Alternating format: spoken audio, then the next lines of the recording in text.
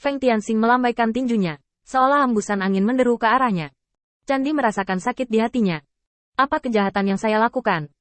Dia jelas diperintahkan oleh Jie Luo untuk melindungi Ming Guangwu, tapi sekarang dia tiba-tiba menjadi karung pasir.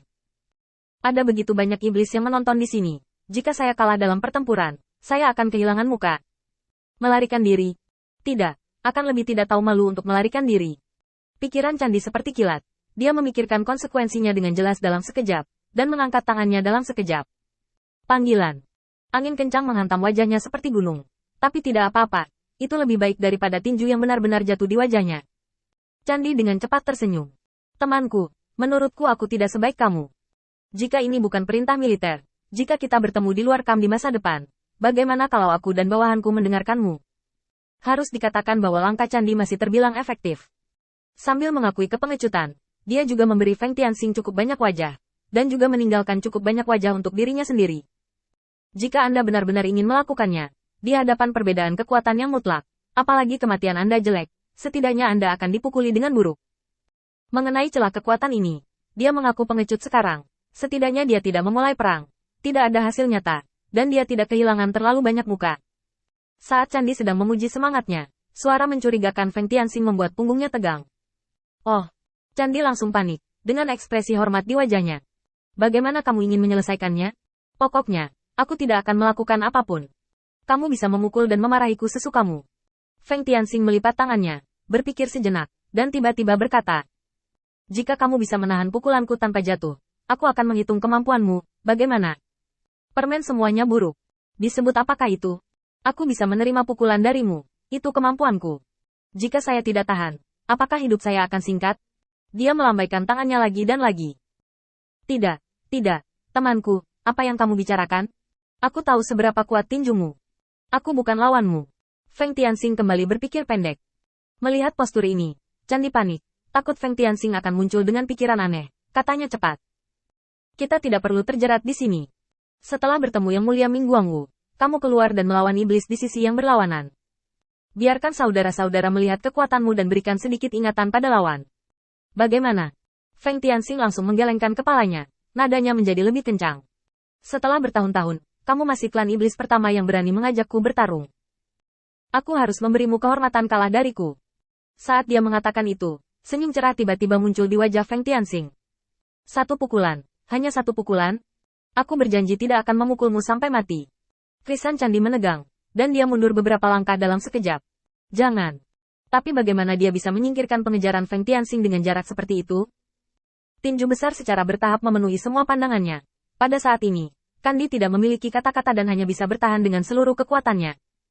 Ledakan. Dengan pukulan keras, Candi langsung mengenai tanah, dan Feng Tianxing mengejarnya tanpa ragu-ragu. Ini pukulan pertama. Candi yang terjatuh tiba-tiba terbangun. Dia melihat dirinya hampir seperti strip kain, dan lengannya tergantung di kedua sisi tubuhnya. Dia kaget, lalu menjadi curiga. Yang mengejutkannya adalah dia benar-benar mengambil langkah Feng Tianxing. Tetapi dia juga bingung. Kedua belah pihak jauh di belakang oleh seluruh dunia. Dan gerakan Feng Tianxing terlalu jelas. Itu tampak seperti iblis pelatihan tubuh. Dan itu yang terbaik. Bahkan di alam yang sama, tidak banyak iblis yang dapat menahannya. Belum lagi dia masih jauh darinya. Kecuali Feng Tianxing menekan kekuatannya untuk berada di alam yang sama dengannya. Sialan cabul ini. Segera setelah dia sadar kembali, tubuh Feng Tianxing telah tiba di depannya. Lengannya mengepal dan terangkat tinggi. Dengan kekerasan dan keindahan maksimal, dia menghancurkannya dengan seluruh kekuatannya. Ini pukulan kedua. Begitu Candi mengertakkan gigi. Jika dia tidak menunjukkan keahliannya yang mengancam jiwa saat ini, dia akan benar-benar mati. Jenazah Iblis Ki. Dalam sekejap, energi iblis seperti tinta hitam tebal mengelilingi Candi. Besar dan hitam pekat. Dan tubuh besar yang samar-samar bisa melihat bentuk iblis muncul di belakang Candi. Tinju besar ke depan. Jangan remehkan aku. Ledakan. Di bawah celah ukuran yang sangat besar, hantu besar dari klan iblis langsung dihancurkan ke tanah oleh tubuh mungil Feng Tianxing. Tubuhnya jatuh, dan debu beterbangan di seluruh langit, dan bahkan menimbulkan gelombang udara di tanah. Panggilan. Gelombang udara mendesing melewati, meniup tirai kemah besar berderak. Ming Guangwu melangkah keluar dengan bangga dengan tangan di belakang. Tatapannya tertuju pada Feng Tianxing. Feng Xing, kemarilah. Jie Luo memberitahuku tentang masalahmu. Jika kamu ingin bertarung, kebetulan aku punya sesuatu untukmu di sini. Feng Tianxing tidak memandang Candi yang lumpuh di tanah, dan langsung pergi ke Ming Guangwu. mengibaskan debu dari tubuhnya. Meskipun kamu memiliki banyak sampah di bawah komandomu, semangat juangmu tidak buruk. Kali ini aku membawa lebih dari 70.000 setan untuk membantu dalam pertempuran. Jika kamu punya tugas, bicara saja, jangan sopan. Mata Ming Guangwu menyapu Feng Tianxing. Jia Luo telah menceritakan keseluruhan ceritanya, dan secara khusus mempercayakan dia untuk tidak berjalan terlalu dekat dengan Feng Tian, agar tidak terlibat dengan aturan surga. Sayang sekali Ming Guangwu tahu persis apa yang dibutuhkan Feng Tianxing sekarang. Istilah Dao Surgawi jelas tidak asing bagi umat manusia. Selama basis kultivasi mencapai tingkat tertentu, Dao Surgawi akan menghentikannya untuk menerobos. Seperti Feng Tianxing, dia tahu beberapa cara untuk melawan surga. Kemarin, Yansa, penjaga bawahan Song Yi, datang untuk menantang sebelum pertempuran, dan merusak salah satu jenderalku. Jika kamu bisa membantuku membunuh Yansa dan memperkuat pasukan kita, aku akan berbicara beberapa patah kata di depan Yang Mulia.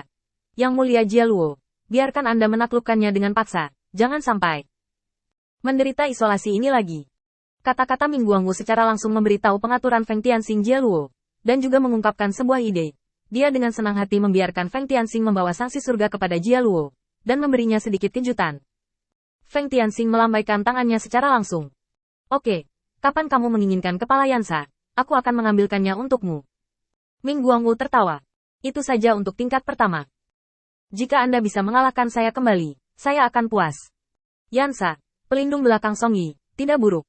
Saya mendengar bahwa dia hanya sedikit lebih lemah dalam konfrontasi dengan kaki Feng Tianxing beberapa hari yang lalu. Feng Tianxing mencibir. Itu hanya sekelompok pemula yang mematuk satu sama lain. Menurut pendapatku, mereka semua adalah domba yang menunggu untuk disembelih. Ming Guangwu menyeringai.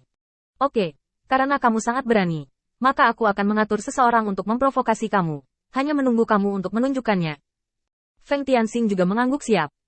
Keduanya memiliki pemahaman diam-diam. Ming Guangwu menghabiskan 3 pasukan, memimpin barisan yang cantik, kelompok penonton paling kuat di pasukannya, dan kemudian secara pribadi membawa Feng Tianxing ke depan pertempuran untuk menantang.